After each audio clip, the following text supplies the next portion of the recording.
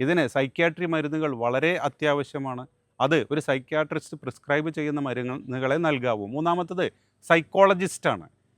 ഈ സൈക്കോളജിസ്റ്റാണ് ഇദ്ദേഹത്തിന് ഈ റിലാക്സേഷൻ തെറാപ്പി, അതല്ലെങ്കിൽ മെഡിറ്റേഷൻ, അല്ലെങ്കിൽ മൈൻഡ്ഫുൾനെസ് എന്നിവയൊക്കെ കൗൺസിലിംഗ് ചെയ്ത് നൽകേണ്ടത്. യോഗ പോലെയുള്ള ഒരുപാട് ശാരീരിക അധ്വാനങ്ങൾ ഈ രോഗിയുടെ മനസ്സമ്മർദ്ദം കുറയ്ക്കാൻ വളരെ സഹായകരമാണ്.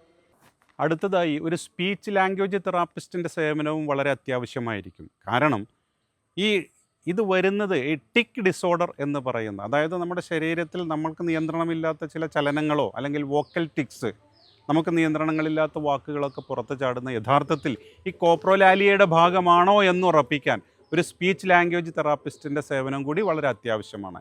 ഇത്തരം കാര്യങ്ങൾ വരുമ്പോൾ അതിൽ നിന്ന് ശ്രദ്ധ തിരിക്കാൻ വേണ്ടി ഈ രോഗി എന്തെല്ലാമാണ് ചെയ്യേണ്ടത് എന്ന് നിർദ്ദേശിക്കേണ്ടതും ഇവിടെ വളരെ അത്യാവശ്യമാണ്.